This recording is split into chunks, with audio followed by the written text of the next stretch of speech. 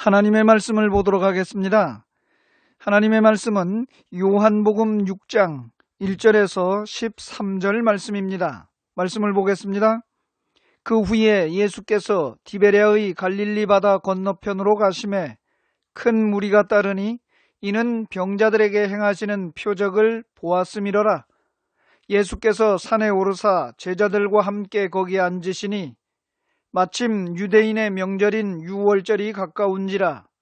예수께서 눈을 들어 큰 무리가 자기에게로 오는 것을 보시고 빌립에게 이르시되 우리가 어디서 떡을 사서 이 사람들을 먹이겠느냐 하시니 이렇게 말씀하심은 친히 어떻게 하실지를 아시고 빌립을 시험하고자 하심이라. 빌립이 대답하되 각 사람으로 조금씩 받게 할지라도 200데나리온의 떡이 부족하리이다. 제자 중 하나 곧 시몬 베드로의 형제 안드레가 예수께 여짜오되 여기 한 아이가 있어 보리떡 5개와 물고기 2마리를 가지고 있나이다. 그러나 그것이 이 많은 사람에게 얼마나 되겠사옵나이까. 예수께서 이르시되 이 사람들로 앉게 하라 하시니 그곳에 잔디가 많은지라. 사람들이 앉으니 수가 5,000명쯤 되더라. 예수께서 떡을 가져 축사하신 후에 앉아있는 자들에게 나누어 주시고 물고기도 그렇게 그들의 원대로 주시니라. 그들이 배부른 후에 예수께서 제자들에게 이르시되 남은 조각을 거두고 버리는 것이 없게 하라 하시므로 이에 거두니 보리떡 5개로 먹고 남은 조각이 12바구니에 찼더라. 아멘.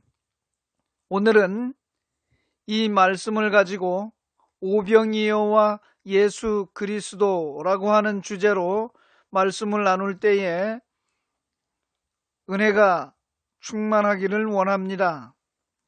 오병이어의 표적 혹은 오병이어의 기적은 사복음서에 다 나오는 유명한 말씀입니다.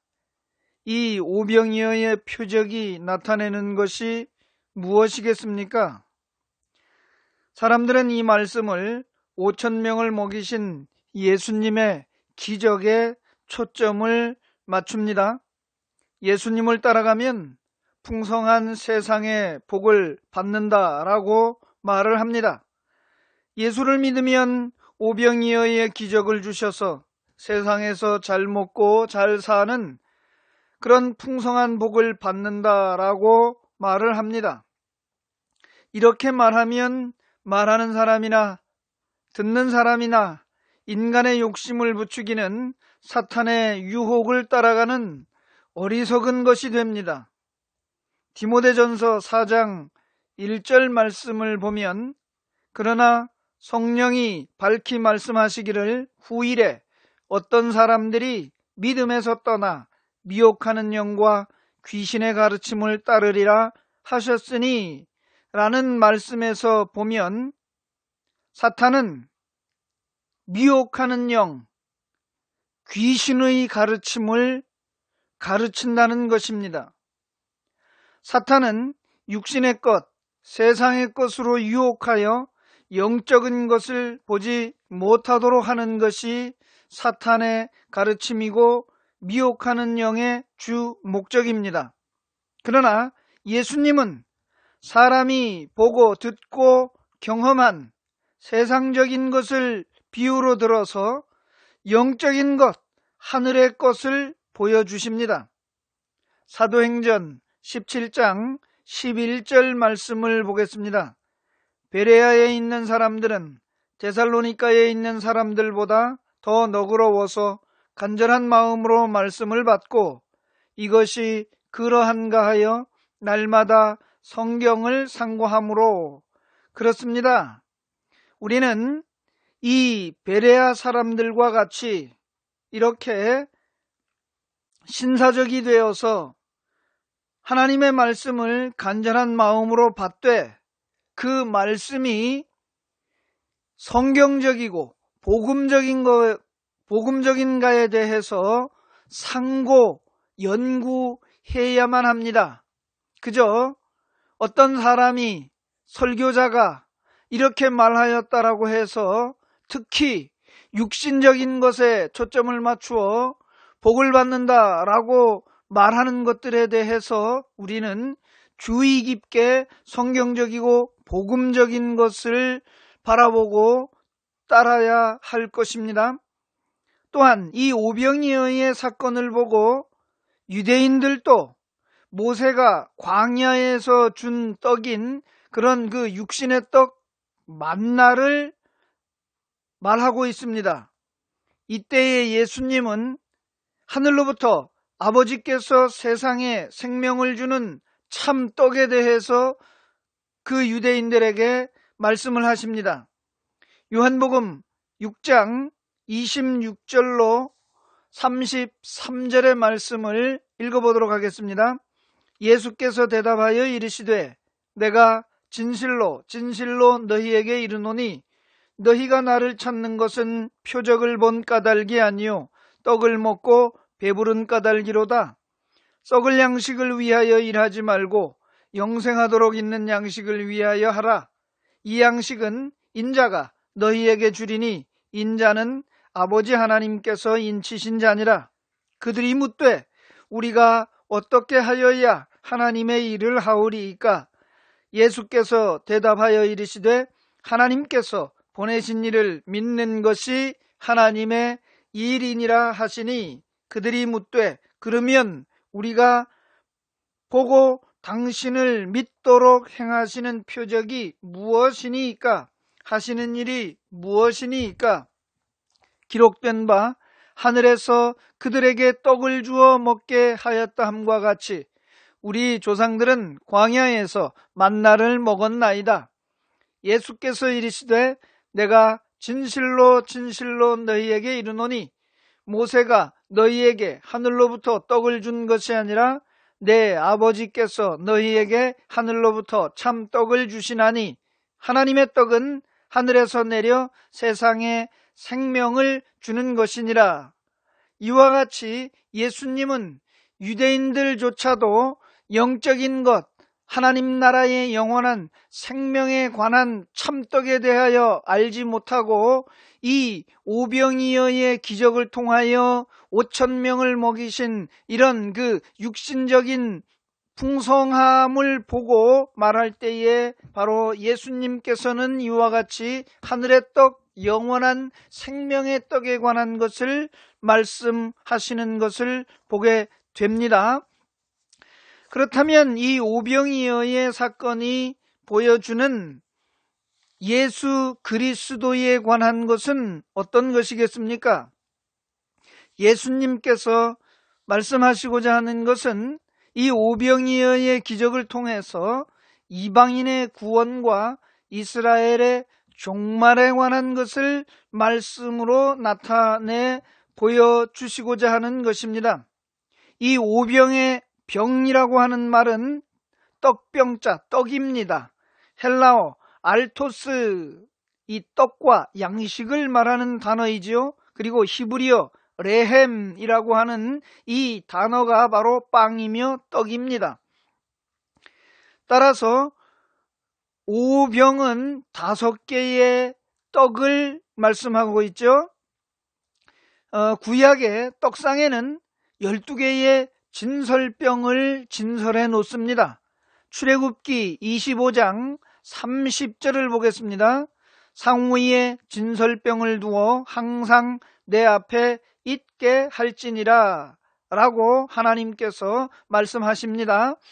하나님 앞에 언제라도 항상 이 12개의 떡을 진설해 놓도록 말씀하십니다. 구약에서 하늘 양식은 바로 예수 그리스도를 상징하고 있습니다. 미가 선지자는 참떡인 하늘의 양식으로 오실 메시아에 대하여 예언을 하였습니다. 미가서 5장 2절 말씀을 보겠습니다. 베들레헴 에브라다야 너는 유다 족속 중에 작을지라도 이스라엘을 다스릴 자가 내게로 나올 것이라. 그의 근본은 상고에 영원에 있느니라. 이 말씀을 보면 미가 선지자는 바로 이스라엘을 다스릴 자, 그 메시아가 상고의 영원에 있었던 분으로 베들레헴에 오신다는 말씀을 예언으로 하였습니다.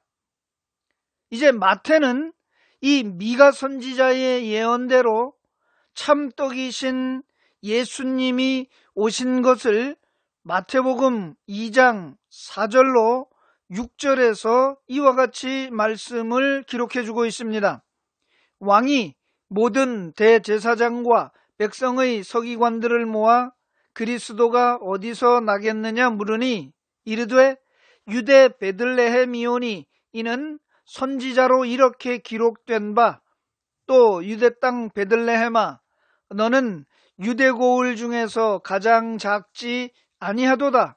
내게서 한 다스리는 자가 나와서 내 백성 이스라엘의 목자가 되리라 하였음이니이다. 라고 말씀을 기록하므로 미가 선지자의 예언과 같이 베들레헴에 이스라엘의 다스리는 목자가 오신다라고 말씀합니다. 베들레헴이 무엇입니까? 떡집이라는 말이죠. 레헴은 떡이고 베뜨는 집입니다. 따라서 떡집, 이 베들레헴 떡집에 참떡이신 예수 그리스도, 하늘의 생명의 떡이신 예수님이 이스라엘의 목자, 내 백성 이스라엘에게 참떡을 먹이시는 참 생명을 제공해주는 참떡으로 오신다라고 말씀을 기록하고 있습니다. 신약에서 예수님은 예수님 스스로 생명의 떡이라고 말씀하셨습니다. 요한복음 6장 48절 말씀을 보겠습니다. 내가 곧 생명의 떡이니라. 또한 요한복음 6장 35절 말씀에서 예수께서 이르시되 나는 생명의 떡이니 내게 오는 자는 결코 추리지 아니할 터이요 나를 믿는 자는 영원히 목마르지 아니하리라 라고 예수님 스스로 생명의 떡이라고 말씀하셨습니다.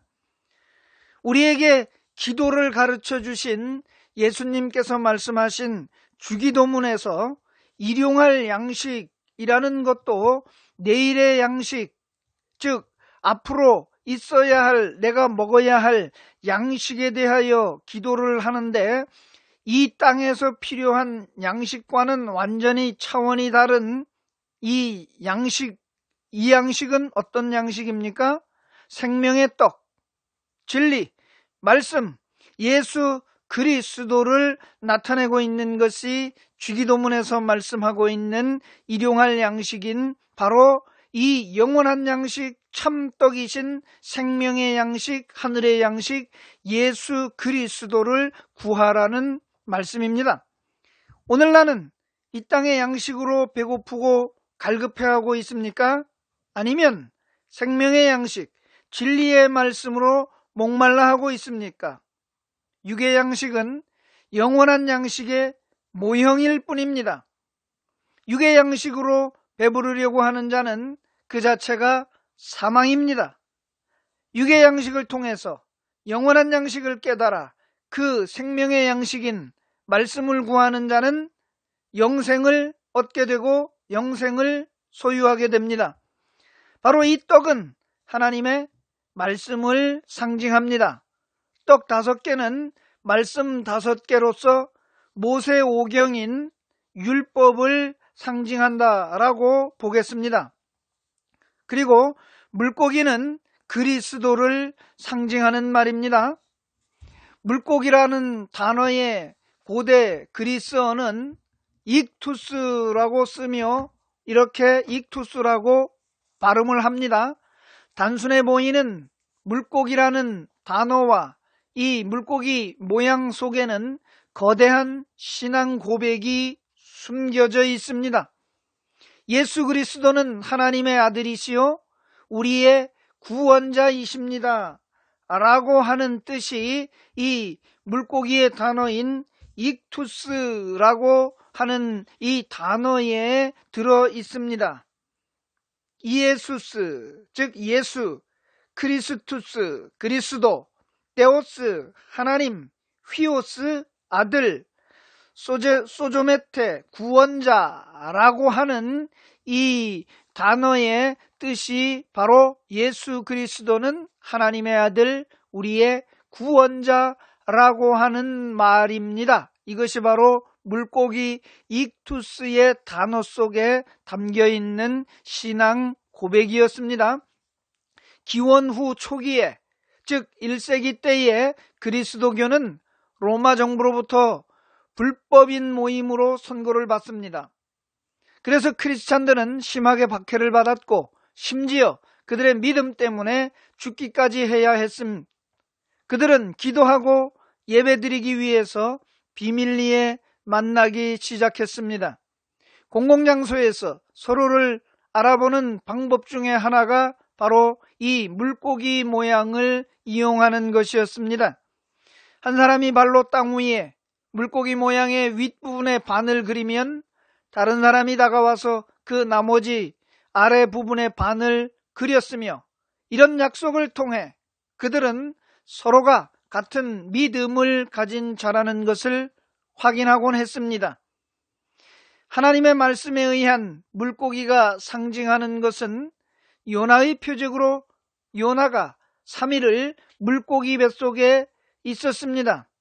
여기에서 말하는 물고기는 바로 요나의 표적, 즉 그리스도의 오심을 상징하고 있습니다. 이 오병이어에서 2마리의 물고기가 보여주는 것은 바로 예수 그리스도의 오심을 보여줍니다.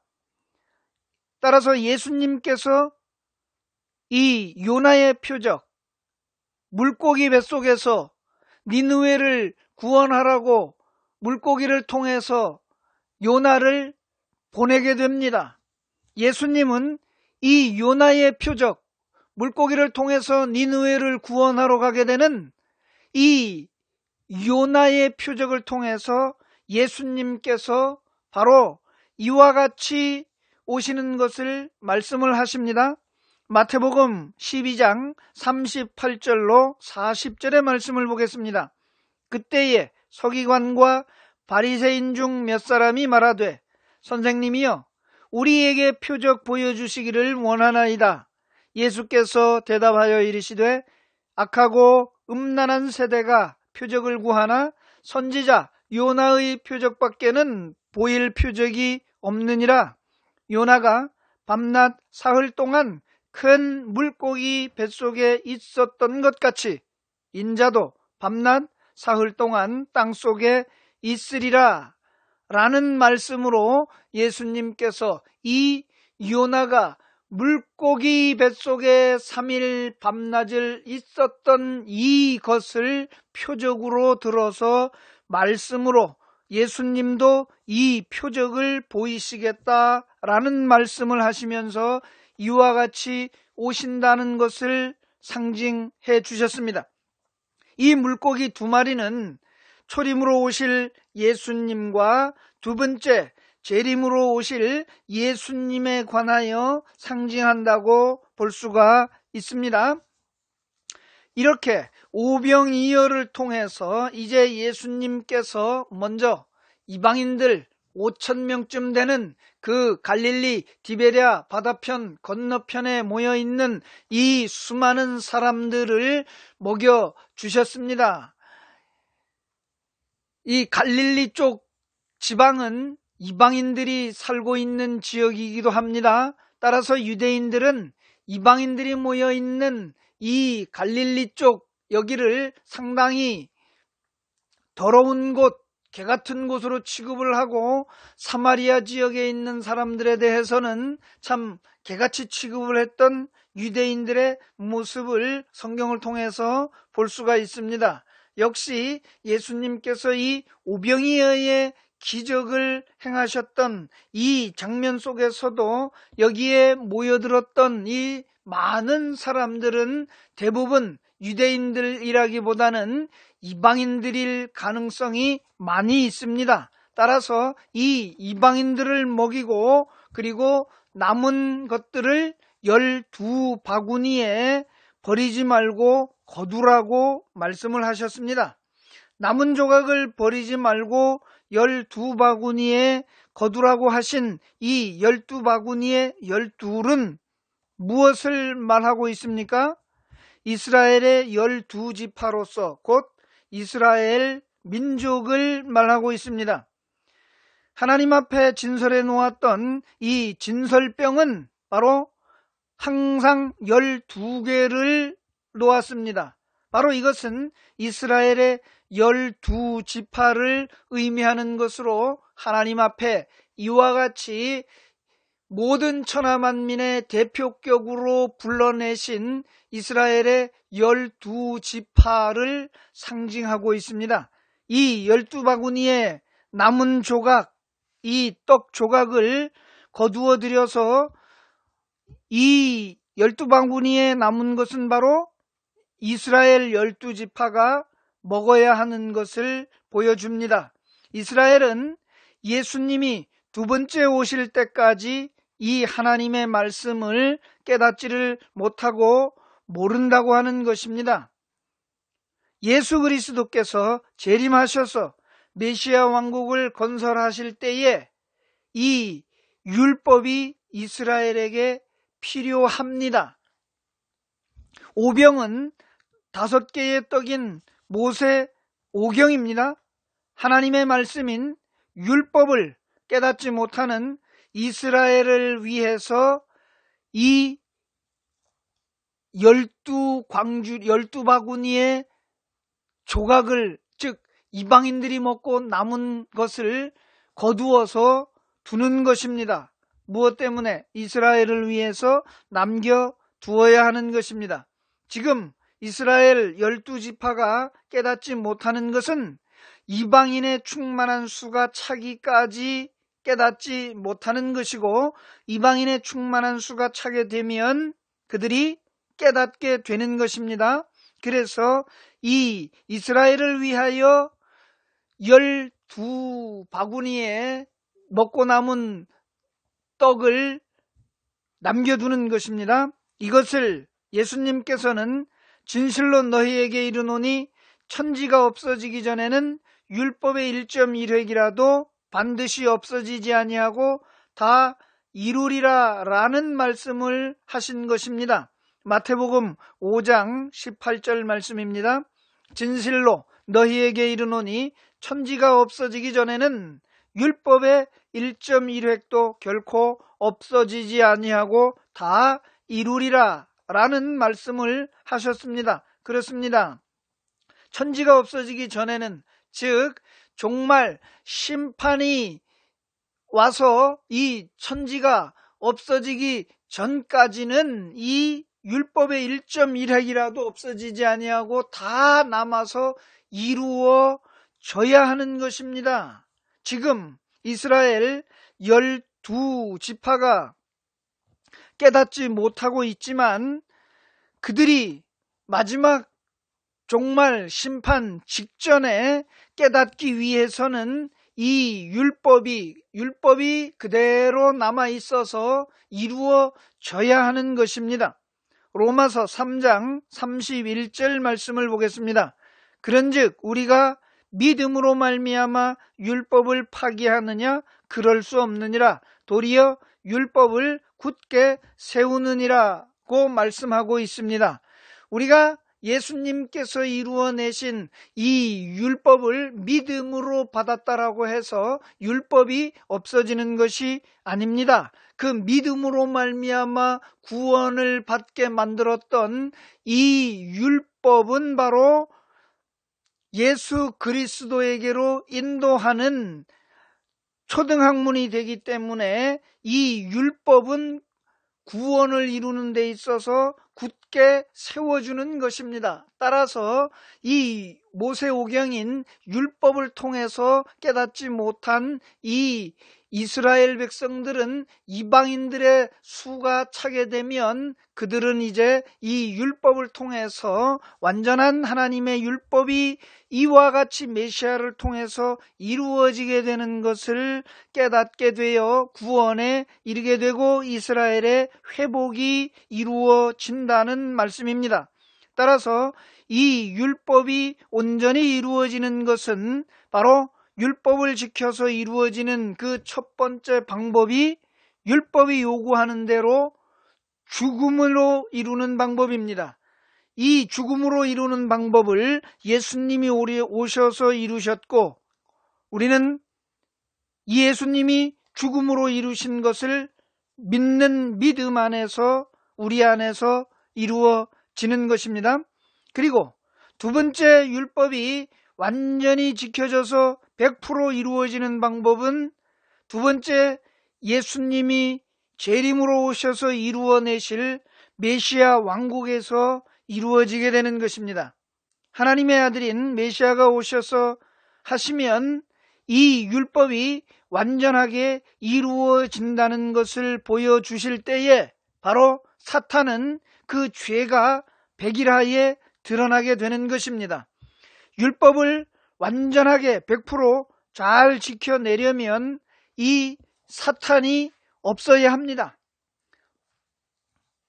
사탄이 무적행에 갇히는 때는 바로 천년왕국이며 이때의 사탄은 세상에 없으므로 율법이 이루어지게 되는 것입니다.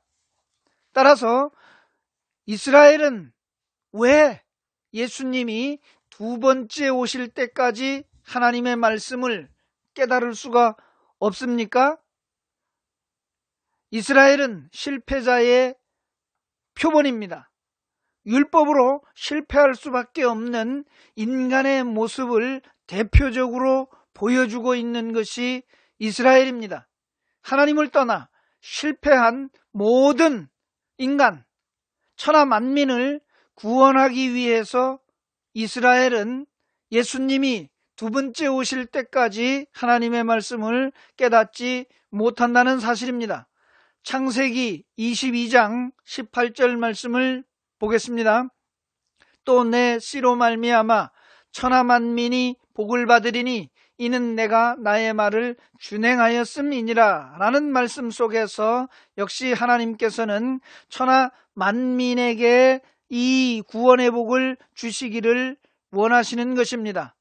또한 이스라엘이 깨닫지 못하는 이유는 이방인의 충만한 수가 차기 위하여 그렇게 하신 것입니다. 로마서 11장 25절 26절 말씀입니다. 형제들아, 너희가 스스로 지혜 있다 하면서 이 신비를 너희가 모르기를 내가 원하지 아니하노니 이 신비는 이방인의 충만한 수가 들어오기까지 이스라엘의 더러는 우둔하게 된 것이라.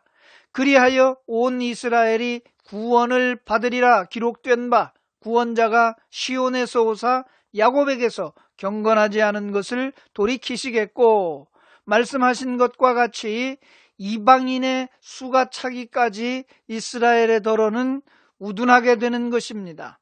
따라서 이스라엘은 이방인의 수가 차면 그제야 회복되게 되는 것입니다. 그리고 땅끝까지 복음이 전파되어지기 위하여서 이스라엘이 깨닫지 못하는 것입니다. 이사야서 49장 6절 말씀을 보겠습니다. 그가 이르시되 내가 나의 종이 되어 야곱의 지파들을 일으키며 이스라엘 중에 보존된 자를 돌아오게 할 것은 매우 쉬운 일이라. 내가 또 너를 이방의 빛으로 삼아 나의 구원자를 베풀어서 땅끝까지 이르게 하리라. 이 말씀 속에서와 같이 그렇습니다. 이스라엘이 돌아오는 것은 매우 쉬운 일입니다. 먼저는 이방의 빛을 삼아 구원을 땅끝까지 베푸는 것이 바로 하나님의 구원의 목적이셨습니다. 그리고 여호와 하나님의 은혜의 해가 전파되어져야 하기 때문입니다. 이사야서 61장 2절입니다. 여호와의 은혜의 해와 우리 하나님의 보복의 날을 선포하여 모든 슬픈 자를 위로하되 라는 말씀입니다. 이 말씀을 누가는 누가복음 4장 19절에서 예수님이 이와 같이 말씀을 하신 것을 기록합니다. 주의 은혜의 해를 전파하게 하려 하심이라 하였더라 라고 말씀합니다. 역시 마태복음 24장 14절 말씀에서도 이 천국 복음이 모든 민족에게 증언되기 위하여 온 세상에 전파되리니 그제야 끝이 오리라 라고 말씀하고 있습니다. 이와 같이 예수님께서는 하나님 나라를 떠난 이방인들인 천하 만민에게 먼저 은혜의 해가 전파되어 구원한 후에 이스라엘의 회복이 이루어지도록 하시는 것입니다. 할렐루야! 지금이 은혜 받을 만한 때입니다. 지금이 구원의 날입니다. 오늘 지금 하늘로부터 오는 참떡이신 예수 그리스도를 믿어 하늘의 생명인 영생에 들어가시기 바랍니다.